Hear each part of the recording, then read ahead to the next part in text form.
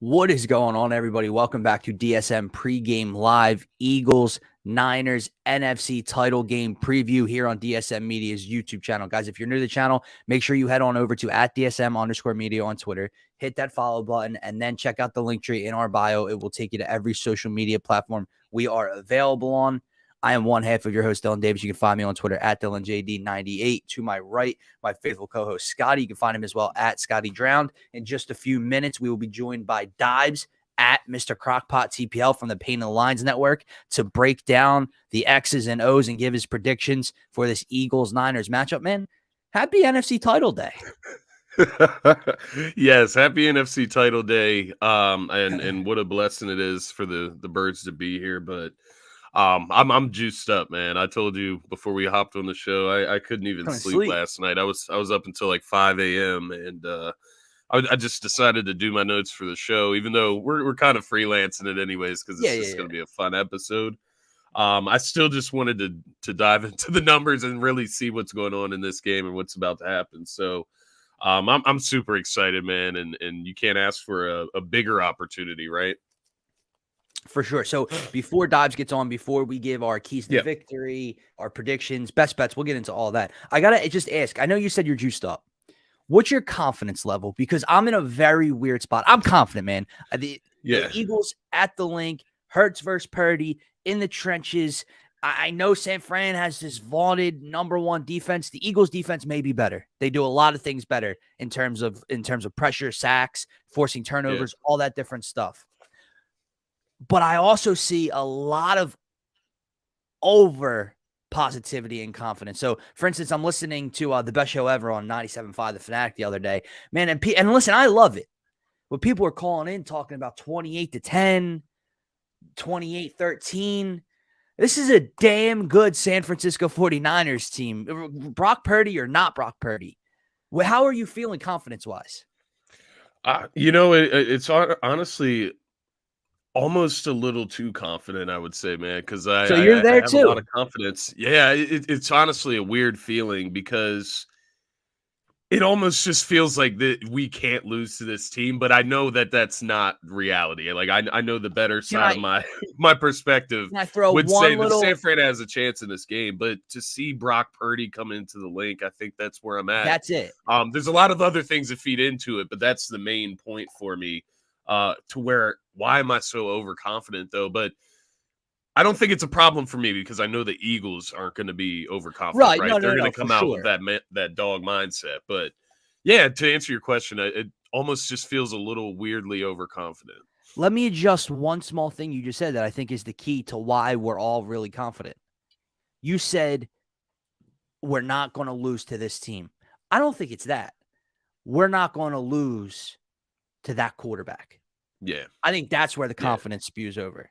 I think having that advantage, when you look at these two rosters, so evenly matched, skill position players, good in the trenches, that defense versus our defense, two good, smart, young head coaches, right? What's the difference? Yeah.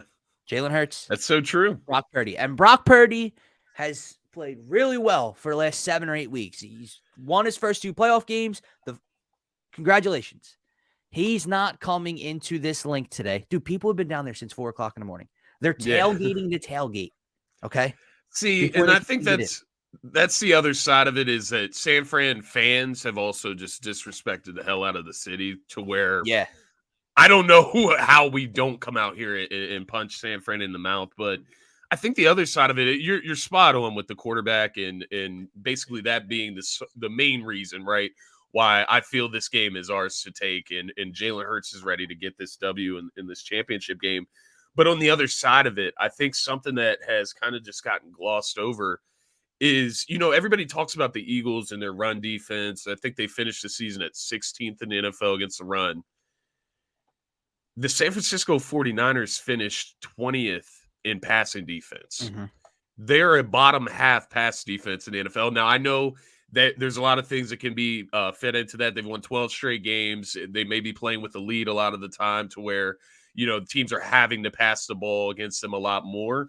But I look at these 2 specific examples, and I'm looking at Jared Stidham in week 17 against that San Fran defense, where this is a guy that just came straight off the bench. Yeah. He has a couple weapons out there in Las Vegas, right? And he throws for over 300 yards and 3 touchdowns. Almost beat them. Now he almost beat them. Now he did throw the 2 picks, and that is the key here. That's the turnovers, right? That's the same thing for Dak last week. And then even back to Tua. You remember that game Tua had against the 49ers. It didn't end well, but he still put up close to 300 passing yards, 2 passing touchdowns. He had the 2 turnovers. So that's the key. You can't turn the ball over, right? Their defense can be got. They can give up yards. They can give up points, but you can't turn the ball over. Yeah, I think this is exactly it, Phil. And you know, maybe, I don't know, maybe we're analyzing the situation wrong. Maybe we don't have enough confidence in Mr. Irrelevant, right? But I watched a couple plays last weekend against that Dallas front where this kid looked like he was pooping his pants. Like he wanted no part of that pass rush, and he has some flaws in his game in terms of getting out of the pocket. So before Dibes comes in, I guess I'll throw you my first key to victory, man, for the Eagles today on their road to the Super Bowl. Let me know what you think about this one. Obviously, everyone all week is talking about pressure on Purdy, right? 70 sacks, pressure on Purdy, blah, blah, blah. Interior pressure is the key for me here. And I say that because not that Josh Sweat or Hassan Reddick can't take over this game, but someone had put out tape on Brock Purdy this week where when he gets pressured and he rolls out and he bails on the pocket, he runs backwards. Like back to the play, back to the end zone, like young Russell Wilson-esque, and then tries to roll out and like turn his hips and then throw. You can get away with that against other teams. You can't get away with that with these linebackers and these edge rushers. So my point is Hassan Reddick and Josh Sweat and our linebackers have to clean up what the interior create for them. So when you get that pressure, Fletcher Cox, Javon Hargrave, Ndamukong Suh, whoever it is, you get that initial interior pressure off the snap, and he bails like that, clean it up, right? 6-yard loss, 7-yard loss, make him throw it away, throw it at someone's feet. Maybe he throws a turn. Maybe he turns the ball over, right? So that is my first key, interior D-line pressure on Brock Purdy today. Yeah, and I actually like that. I would say my first key to victory to go along with that would just be stopping the run so you can go ahead and apply that pressure to Purdy, right? You got to stop the run so that they're forced to pass. We need to get up in this game. We need to get up early in this game, right? Force San Fran to play from behind. I think that's another key here is just kind of getting started fast, right? That first quarter, that first possession for both teams is going to be huge to get a feel in this game as far as what both teams are going to do against each other. But just as far as stopping the run, you force them into that, one lane mindset, right? Now it's pass, Brock Purdy. He's back on his heels. The defense can pin their ears back and go after the quarterback. But it starts with stopping that very complex, dynamic run system that the San Francisco 49ers do have with Deebo Samuel, Elijah Mitchell, CMC, of course. We don't know how healthy he is. He's going to play, is right? Elijah Mitchell playing? I know he was questionable. Friday. He was the only one that was like fully questionable, like that he didn't practice. Because CMC ended up getting cleared. CMC's fine, had no injury designation. Elijah Mitchell still was not practicing on Friday, I believe. Which is interesting because if CMC tweaks that calf at any point in this game, right, they have gone and leaned on Elijah Mitchell and his physical style of run. So if they don't have him, that would be a big loss. Mm-hmm. If you, I'll look into that in a second here just to see. But I think it starts with stopping the run and forcing Purdy to have to get out of the pocket so we can get the pressure on him and get some turnovers in this one. And then just to tag along with that, winning the turnover battle, like I talked about earlier. Mm-hmm. You can't afford to have those massive turnovers like we've had against some of these other teams, right? The Washington game, the Dallas game where you turn the ball over 3-4 times. You can't even turn the ball over once or twice could make the difference in this game, honestly. I'll go as far to say I'll go as far to say winning the turnover battle is always a plus, right? If you can run the ball, win time of possession, and win the turnover battle, it seems like success. I don't even need to win the turnover battle. I need to not turn the ball over. I need to not give Brock Purdy in that offense short field. I feel that. I need to not get that. So Dak's 2 interceptions last week. What did we talk about them? The first one, inside his own 30. You're setting them up for points. The other one, you had an opportunity for points. You were inside their 30. You turned the ball over. So either way, whether you get inside their 25 and turn the ball over or you're on your own 20, you cannot turn the ball over against Brock Purdy and this defense and limit yourself to get points and also give him a short field. We're really focused in on Purdy here, man, and for clear reasons. And I'll say this. You mentioned getting up early, which I think is big because, A, he doesn't play well on the road, right? Or his college resume was not good on the road. We know he played. We went into San Fran at the end of the year, or Seattle, excuse me, won that game, 12th man, whatever. It was against Geno Smith. But I think and here we go. What is up, Dives? Guys, check him out on Twitter at Mr. Crockpot. Is it at Mr. Crockpot TPL? No, it's just Mr. Crockpot. Oh, at Mr. Crockpot. New setup, man. What's going on? It's my house. Yeah, I'm in the basement now. So my wife's like, just go downstairs. Get down there. Like, yes, ma'am. Too many pods. Been married for too long. There you go. But guys, before we get into the X's and O's and your predictions and all, my first question to Scotty was gauging your confidence level. Because I see a lot of Eagles fans, sports talk radio, social media. Eagles fans are confident, man. And I'm confident as well, but I'm seeing 28-10 score predictions. I'm seeing 27-13. How confident or not confident are you heading into 3 p.m.? Saddle up, fellas, because I'm extremely confident. Okay. My prediction earlier this week, and it has not wavered, is 31-13 Birds. It really stems from what I saw from the trenches last week against the Giants. The way they were prepared, how they just dominated 12 personnel, how the Eagles' offensive line opened up every hole, how Miles Sanders and Kenny Gainwell just got so huge chunks of yards before contact. And you look at that Niners defensive line, which we'll break down soon, outside of Bosa, there's not much there. So I am fully confident in this Eagles offensive line to kind of cement their will. Jason Kelce, Lane Johnson, that's where it starts and ends for me. The Eagles offensive line, I just think the Eagles offense is just too elite for this Niners team. You bring up an interesting point because people are so focused on this Niners defense, and they're a damn good unit. And D'Amico Ryans might be a head coach at the end of the season, right? But you bring up the Bosa point, 18.5 sacks of, I believe, their 44 total, compared to an Eagles defensive line. Hassan Reddick, the leader, was 16.5 of 70 total. So Bosa eats up a huge chunk of that percentage, where you look at the rest of that line, make someone else be a disruptor today. Make someone else, get into the backfield against Jalen Hurts. If you got any keys, I'm sure you do. What are you looking at today for the Eagles to be successful? Are we starting offense or defense? Go defense. We're on the defensive side right now.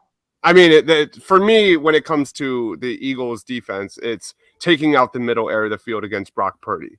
Right. That's his bread and butter for this Niners offense. That includes George Kittle. I mean, his numbers, Brock Purdy's numbers, are outrageous up the middle. 57% of his throws are in that middle area of the field. So starts with taking out that middle of the field. So what the Niners offense is so really just impressive at is they do a lot of motion, a lot of short dropbacks, get the ball out fast.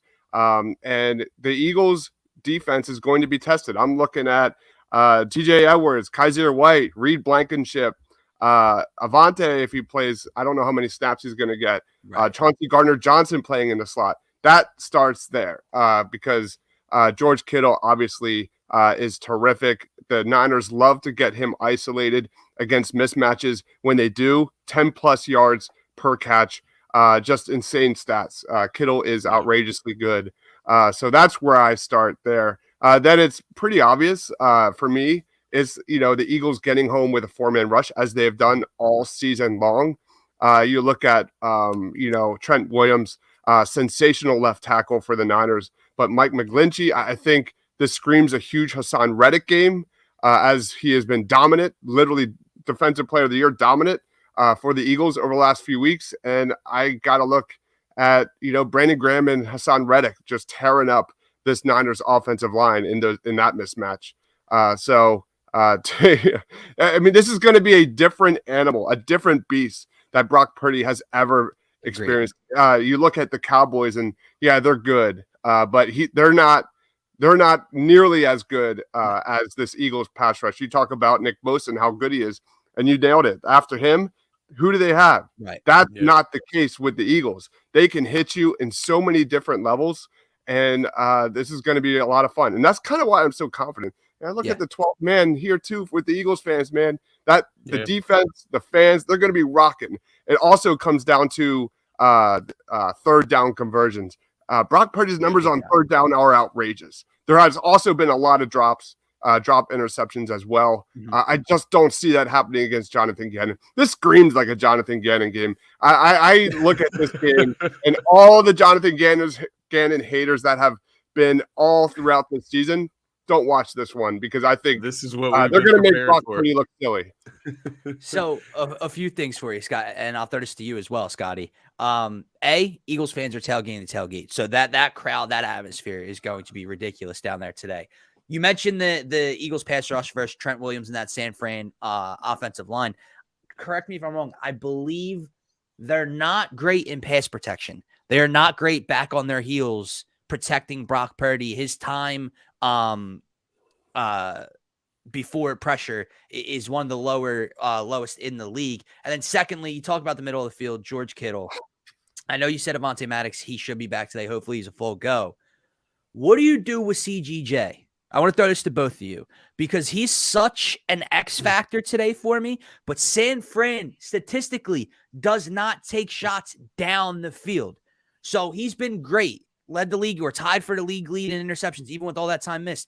Do you let him be a freelance safety back there to make plays, but San Fran might not go near him? Or do you bring him up in the box over the middle of the field, maybe one-on-one with Kittle? What do you do with CJ Gardner-Johnson?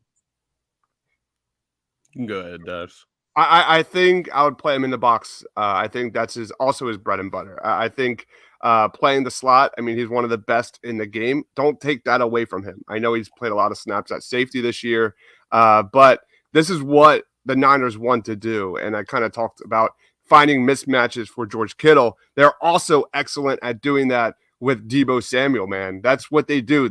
38% of their snaps, they get Deebo on a linebacker, and they get a lot of success. Their EPA per pass with Deebo against a linebacker is 0.4 EPA per pass. That is a really good stat.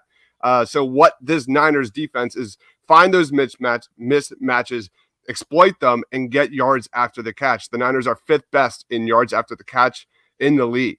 So they want to get their guys in space. Right. They want to get their guys going. That includes Brandon Ayuk. That includes George Kittle. So the more I get CJ Gardner-Johnson up at the line, the better, because I also, like, I talk about the short dropbacks. What Brock Purdy does is he's like one of the lowest in the league in terms of getting the shortest in the league and getting the ball out fast. So those quick slants, the screen, all that kind of stuff. And I know CJ Gardner-Johnson isn't the best tackler in the world, but that's what we need, man. That's what you're getting. That's the opportunity to get some picks, interceptions, and that's really what I think this game boils down to. You have the number 1 and number 3 team when it comes to turnover differential. Brock Purdy has been terrific, sensational at protecting the football, albeit very lucky these last few weeks. But Jalen Hurts is also extremely good as long as they're in rhythm and clicking on all cylinders. So whoever makes the mistakes, Brock Purdy, Jalen Hurts, the better. But yeah, put CJ Gardner-Johnson up, matching up in that middle area of the football field, wherever, and hopefully good things happen for the Eagles. Do you agree, Scotty? Well, I was actually going to just ask a kind of a caveat question to that. Is there any concerns? Because we talked a lot about Brock Purdy. Is there any concerns with the Eagles' run defense against the San Fran offense as far as, obviously it's been a little overhyped, I would say, over the last few weeks as far as the Eagles having a bad run defense, right? It's more or less middle of the pack, especially since Linville and Ndamukong Suh have been added there. So any concerns with the rush defense when you're going up against that CMC Elijah Mitchell two-headed monster? For me, no. And I agree. Like, that's really it. Like, I think people look too much in the stats because you look at since the additions of like Sue and Joseph and things, it's a lot better than what it was. Yeah. We've seen a lot more, what's that, like run blitzing and things like that from Jonathan Gannon. I thought he's been terrific. I mean, you look at the gauntlet they went through at the second half of the season, they have really held their own, albeit, I mean, take away a couple big runs from a couple players here and there. They have been sensational. So I'm not worried about that whatsoever. It's for me, it starts and ends, like I said, with that middle area of the football field and Brock Purdy just getting the ball out fast. Those quick slants to Kittle and things like that. So play up at the line, get a good rush, get some good pressure from your 4-man rush. We'll be fine. So, Dodge, before we get you out of here, Jason chiming in 27-17.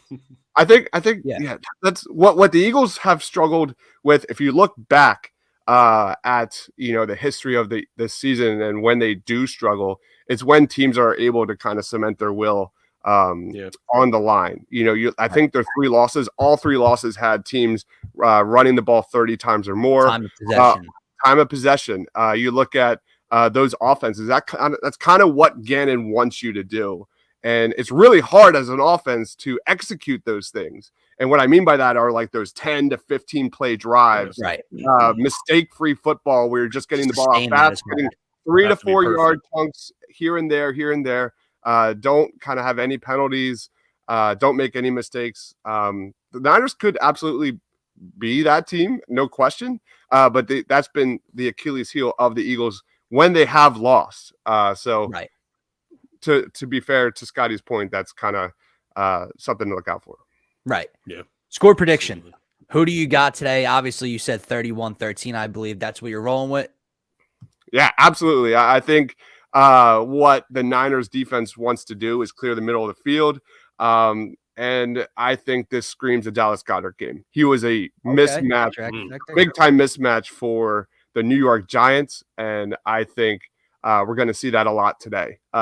What we saw was a lot of 12 personnel against the Giants. We're going to see that again here against the Niners, and what that does is that puts Dallas Goedert in the slot. What that does is get him in a lot of motion and just exploit that middle area of the football field. And I don't think the Niners will have an answer for Dallas Goedert. I'm looking at like an 85, 90-yard game out of Goddard, couple touchdowns, and Eagles go to the Super Bowl, baby.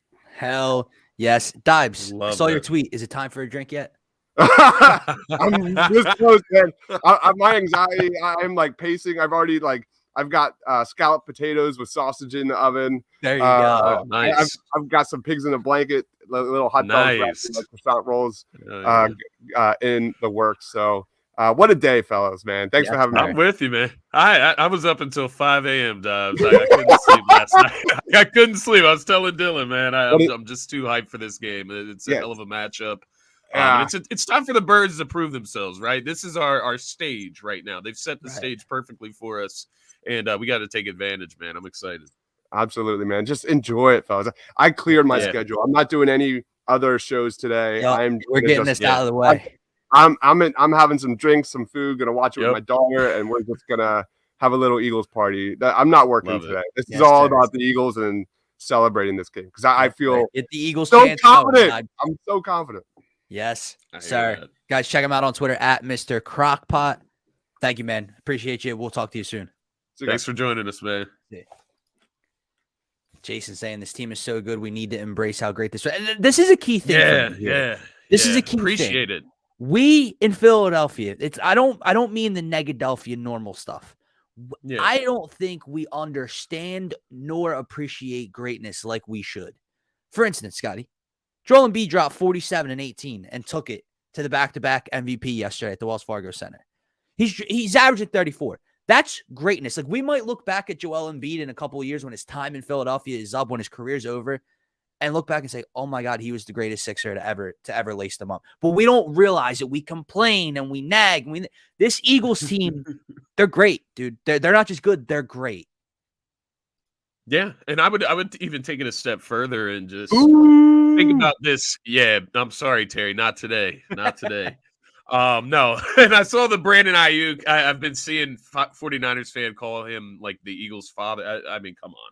Why? Because he leaped over Marcus Epps one time? Because he leaped over Marcus Epps like 2 seasons ago. Now he owns the Eagles somehow. When Carson Wentz was here. And by the way, didn't we win that game?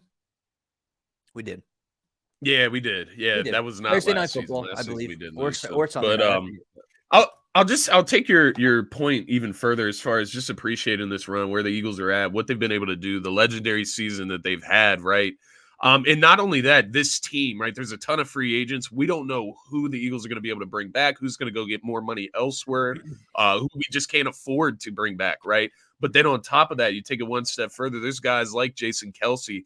He could walk out into the sun after this postseason, right? Fletcher Cox. Brandon Graham walk out into the sun. Fletcher Cox. This could be the last couple games that we're going to get to see these guys play in a midnight green uniform, and just appreciate it. I know it's stressful, and we get so into the numbers, and we get so anxious and so paranoid with the Eagles because we're just not used to success. I think that's part of it, man. I think it's hard to believe sometimes when you're in that moment to the point where you have to nitpick every single thing. And how much we just care. Appreciate it. How much we care, how much we know as well, right? We put so much into these teams, specifically the birds in this city. It's all about the birds, right? And this is our time, man. It just feels like the perfect pedestal to step up to the plate and show the world, show the nation what this birds team is about, because we've been doubted all year. So somehow we became the favorites, weirdly. But it's still, you can feel the doubt, right? It's a weird situation, but nonetheless, I just can't wait to see these birds take the field, man. That is a great point, because this is the matchup we needed. There's been so many question marks or so many narratives and moving the goalposts throughout the year about this Eagles schedule, the strength of schedule, even though I believe we were 7-0 against playoff teams this year, or 5-0 against playoff teams. Enjoy the game, Gint. I don't know if Gint's down there or not. I know he was down there last weekend. Soon, bro. Soon. I'm hurting. I'm not gonna lie. I'm hurting from last night. But this is the matchup we needed, man, because it's finally it's strength on strength.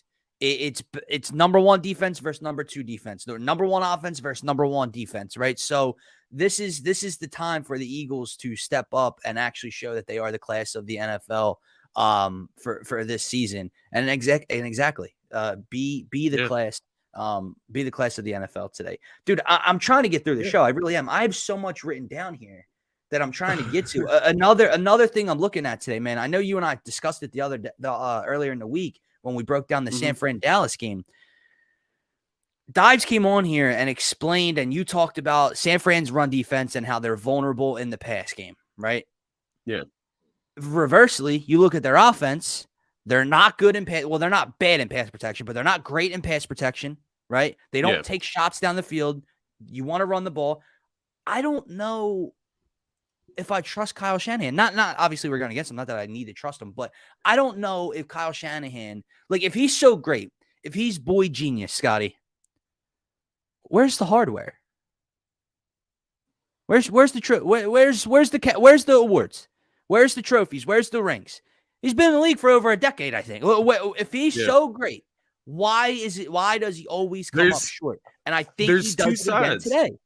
There's two sides to that, Dylan. I think that's a great point because, when you look at this matchup on paper and you go to the coaching matchups, right, I think a casual fan would say, oh, no way Nick Sirianni's out coaching Kyle Shanahan, right? And but if you look at it, and there is two sides to it, because there's a side where Kyle Shanahan is always somehow at least getting to the bigger stage, right?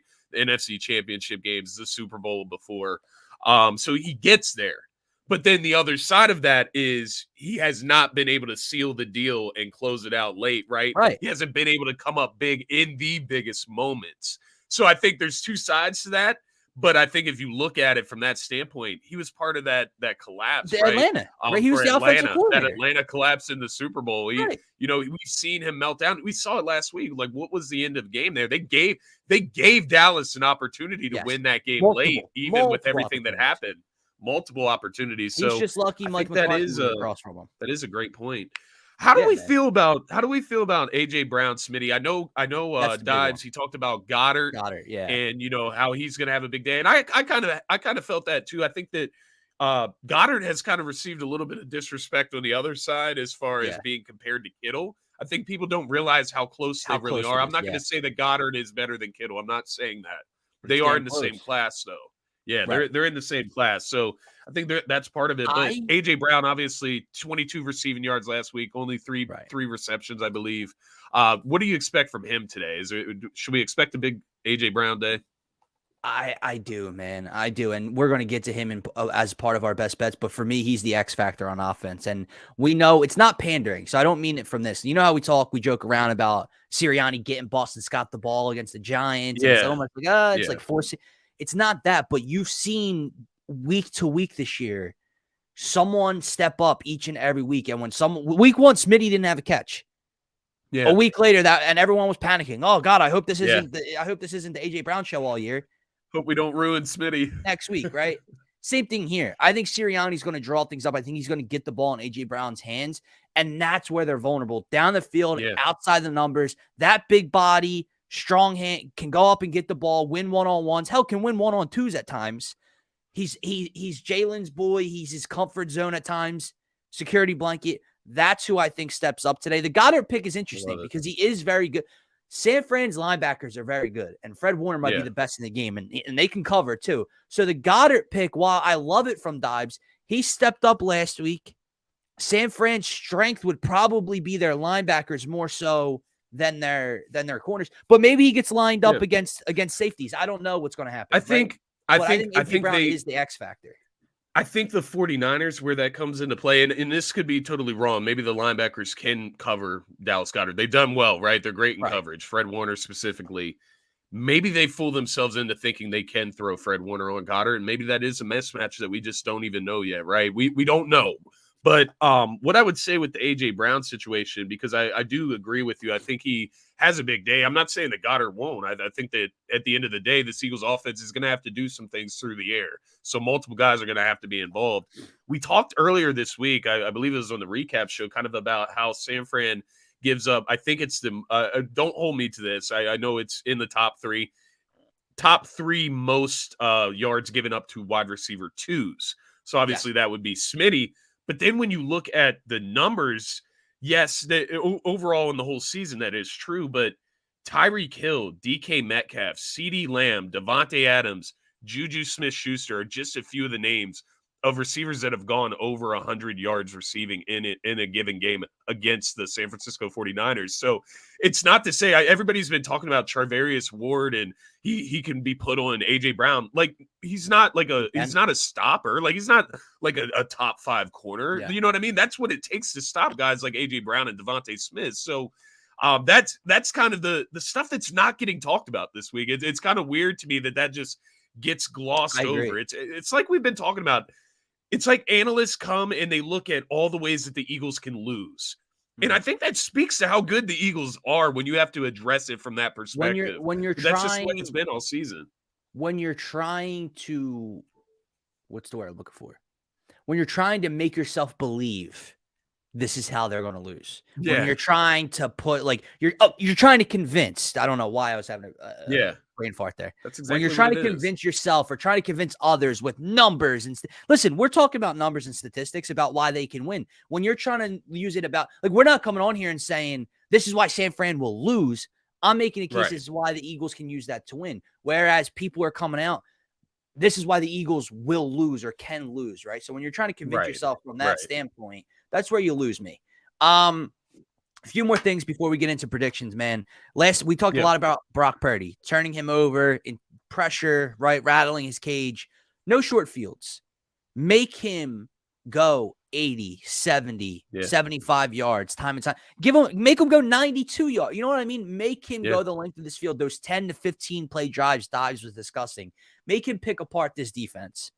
Yeah. So lastly, play your game. That's it. I like it. If I'm being honest with you, San Francisco is good. They might be great. They're so talented with their skill position. They might have the best defense. Like it's them and the Eagles for me. San Fran, they're a little. I don't know. There's something. I don't want to use more physical, man. Yeah. They're just more in your face. I feel they're just a little more in your face. Whereas the Eagles are turn you over in that zone, right? But we still do have the fierce pass rush. I think that's another thing that gets glossed over. That physicality. Exactly. But my point is, you're the better team. You're at home. Play your game. So as long as you don't lose the time of possession battle by 15 minutes today, as long as you don't have 2 turnovers to their none, you don't have, a missed face mask for a fumble, you don't have a deep ball go off of A.J. Brown's forearm for an interception, you don't have Quez Watkins getting up and fumbling. As long as you don't do that stuff, kick yourself in your own ass. Yeah. You will be successful today, man. Yeah, I'm with you. And I think part of that, you talk about staying true to yourself, staying true to the Eagles' identity. And they know themselves, right? Nick Sirianni should know this team by now. Staying balanced on offense, I think that is a key. It's not that you can't take these deep shots today. I think you do have to take advantage through the air like we talked about earlier. But don't give up on the run. If it gets stuffed the first 5 times, you don't give up on the run. You still run that football early downs, right? Let me ask you. Keep the defense guessing. You got to keep the defense on their heels. Let me ask you. So we know what their strengths and weaknesses are. We're talking about it. You got to take advantage down the field on these corners. Yeah. They're stingy up front. Do you try to establish the run off the jump? Or are you attacking the corners out the gate? I guess it honestly depends how San Fran comes out and addresses it, right? If they're coming up and they're playing man-to-man coverage and pressing up. But I also did hear that they play 89% zone coverages on defense, which we looked that up. Which Jalen Hurts led the league in passer rating against zone defenses. But could limit Jalen's legs today. Could limit his legs. I think that's something to keep your eyes on as well. But I think ultimately, if they're accounting for his legs so much, then the passing game should indeed be open for us to take advantage. So, I wouldn't be afraid to come out and take a shot early in this game. I agree. Man. Why not? A.J. Brown's going to come out I do it first down. We saw Smitty last week. That first possession, first play, a 50-yard bomb down to Smitty. So they can get started quick, and I think that's a key here. Like we talked about, you gotta get off to a fast start. Let me ask you one more thing. You want the ball first, or you want to be on defense first? Woo! I think it's something. It's intriguing because on one end, you want the ball to start the second half, obviously. Yeah. And you would love for your defense to come out and maybe get that 3 and out, or give up 11 yards and then get off the field, and the offense can go up 7-0 possibly. Or you get the ball first somehow, and Jalen marches them right down for 7 points right off the jump, and Purdy's behind from the jump. It's tough, man. It's tough. I almost lean going with what we've been doing all season, which is ultimately, deciding to get, or taking the ball at half, I should say. So I would ultimately side with that. I don't think you can go wrong because there's 2 sides to it, right? Where the defense, like you said, if they can get off to a fast start, that builds momentum, shutting that offense down early and then getting our offense on the field. Whoever kicks a touchdown. What the hell? This is shit the kid puts his money on. Yeah. It blows my mind, but it will probably happen. Let's be honest. Yo, Gint, you want a fun little stat? I don't know what the line's at, and Scotty, you too, but I did it with Purdy versus Geno. Now, it is Jalen in this one. But with these 2 defenses, go to game props on DraftKings and look at yes or no, both teams to complete their first pass. Interesting. It's interesting. Normally, it's a -1. Normally, it's even. It's a -110 line on the no. And so Purdy and Jalen would have to start 1 for 1 each. It's like if they could, because like the Eagles could just do one of those little short passing plays, to get guys in rhythm, get them a touch early. But I don't know. I think I would defer, man. I think that's what I would go with, just kind of keeping that same trend. I don't think we have to switch up for the San Francisco 49ers stay true. And I also think get that stop. Maybe we started on defense like 13 or 14 of the games this season. We started on defense a ton this year. We defer all the time. That's what Sirianni likes to do. I don't think he changes that. The only way it changes if San Fran wins the toss and then defers. They win the toss. First TD scores. Well, we can get into our best bets now, Scotty. I don't have him at first TD, but he could very well be a first TD candidate. A.J. Brown anytime touchdown today. I believe it's at +120. I think it was at +155 earlier in the week. This is at least on DraftKings. I don't know what it is on FanDuel. It's +155 last night on FanDuel. Okay, so a big difference from DraftKings to FanDuel, which is kind of crazy. Let me check it out. But A.J. Brown anytime touchdown is our first best bet. Gint's going with an Eagles defense first. I like it. I do like it, man. I'll go. Well, no, Go ahead. I'm sorry. I didn't mean to interrupt because No, it'll you're fit good. into another part of the show. No, I was just going to say, I do have a feeling about an Eagles defensive score as well. Yeah. I think Brock Purdy, we've talked about him a lot in this game and in this matchup leading in, and I think he's going to have to turn that ball over, right? I think it's just part of the process of beating the 49ers today. I know that the link is going to be electric. Don't let it happen. When that happens. It will happen. But and nonetheless, if AJ Brown, if it happens, dude, it's going to be so timely. It's going to be very early in the game or late in the game when it's close, and it's going to matter one way or the other. And that place, if there was a roof on it, there wouldn't be after that happened. So AJ Brown touchdowns plus 145 on FanDuel. So it dropped a little bit, but it's still better odds, more juice than on DraftKings. We're going Eagles spread on this one. The money line, I think, is only minus 150, so I might lay that as well and just eat a little bit of the juice rather than trying to cover the 3 there. But Eagles spread, Eagles money line, they're going to the Super Bowl, mark it down. If you think they're winning, then you think they're winning by 3. So right.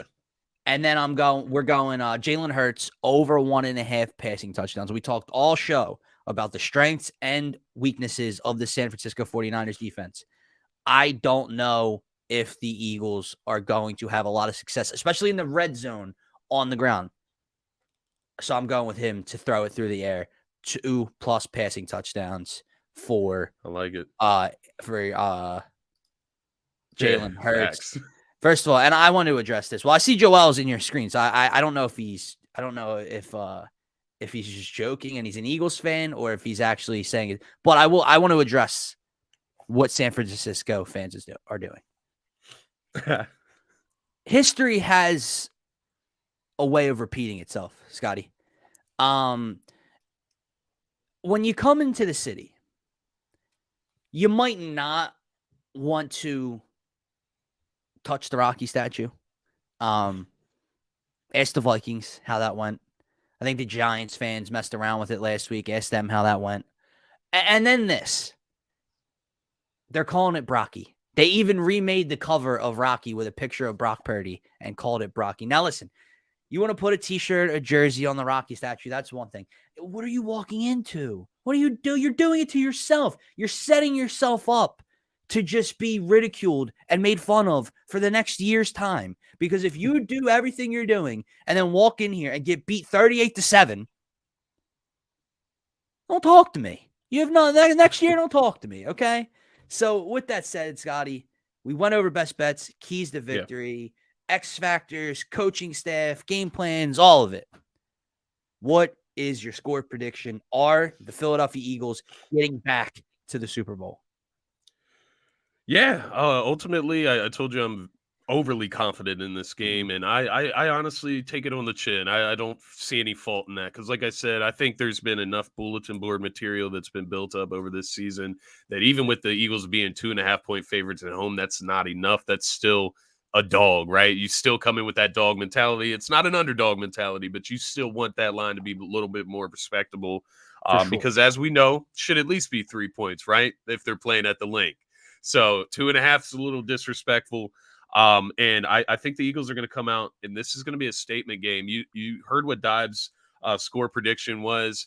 You see Hunter Phillips' score prediction down there, 34-17.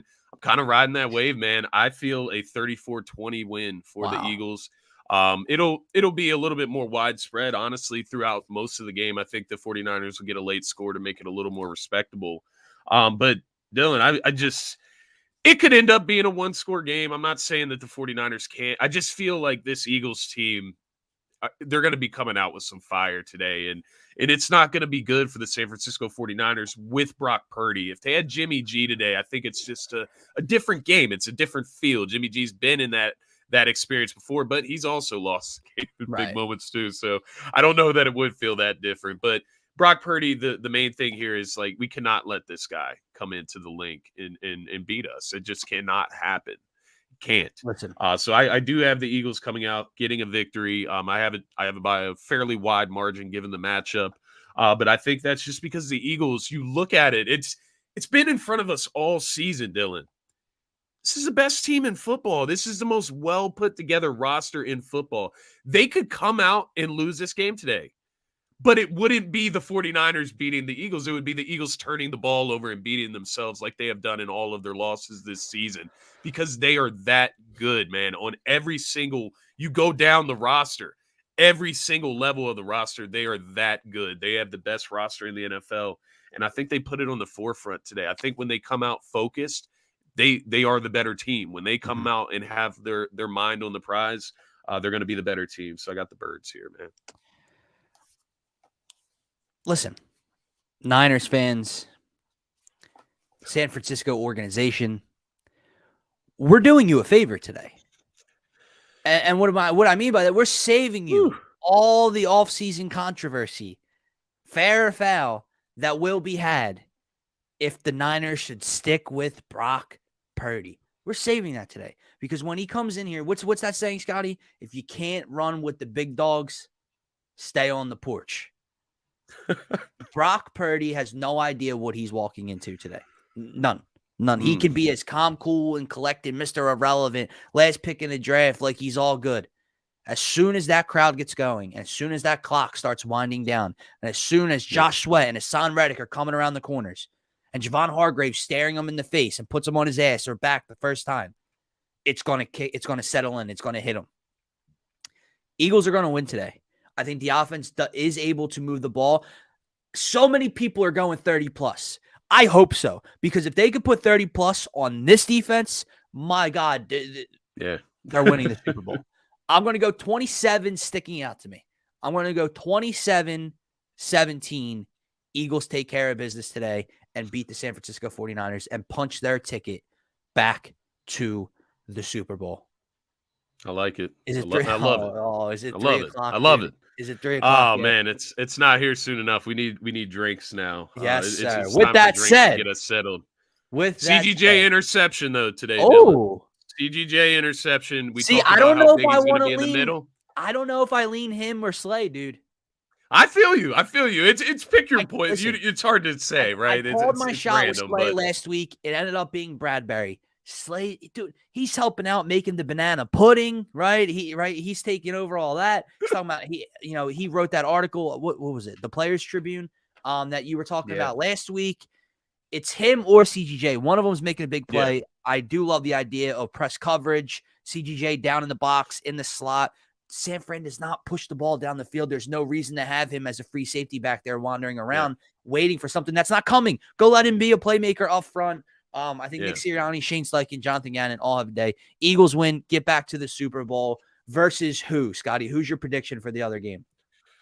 Yeah, it's going to be the Bengals for me, man. And I know you probably could have guessed that coming into this, but it all starts with, if in a perfect world where Patrick Mahomes is fully healthy, I think they would get that monkey off their back today and get that W at home against the Cincinnati Bengals. With the question around Patrick Mahomes' ankle, is he going to be mobile enough to get outside of the pocket and make those plays that he normally does? If he is, I think they have a good shot at winning, obviously, at home. And just the trends, right? You've lost to them 3 straight times. It's time for Kansas City to beat the Bengals. Like, Kansas City is a really, really good team, right? It's a great team. So my reasoning to lean towards the Bengals is ultimately because of Patrick Mahomes' health or lack thereof. And the Bengals are just playing some really good football. I think that's enough to turn the tide in the Bengals' favor in order for them to get this W today. So I'm going to ride with the Houday Nation, the rule the jungle, the Cincinnati Bengals today. Yeah, man. I think I said it to you a couple weeks ago. We'll have to find the clip. We were right on we were right on both our title games. We both had the Eagles getting back to the Super Bowl. If it was any other team going up against Cincy today, I'm picking the Bengals. And even with this team, better defense, Cincinnati. Yeah. Better skill position, more weapons, Cincinnati by far. Yeah. Quarterback, normally in 95, 99% of Patrick Mahomes matchups, Kansas City is going to have a major advantage at that position. Not today. Yeah. Joe might be the second best quarterback in the league. It's what you said. Is he going to walk into that stadium? First of all, stop calling it Arrowhead. That's one mistake. Mistake number one by his teammates and fans, okay? Same thing with Brocky, right? You're going to walk into Arrowhead for the second straight year in the title game and beat him 4 times in a row, back-to-back AFC championships to punch your ticket to the Super Bowl. We're talking about generational talent. Now, maybe this is just Manning Brady, right? I always said that. Who's the more talented quarterback? Peyton. But who won? Tom. Yeah. Patrick's the more talented player, right? Yeah. But who's the better decision maker? That's going to be the key in this game. Winner, all different types of stuff. So I'm going with the Chiefs. I'm putting my stock and faith one more time into Big Red and Patrick Mahomes. He might be the greatest talent at the position that I've witnessed with my eyes. And I don't think he loses 4 times in a row, twice in his own stadium in the title game. Eagles, Chiefs for me, Eagles, Bengals for Scotty. Guys, don't forget, if you're new to the channel, check us out on Twitter at DSM_media. Make sure you hit that follow button.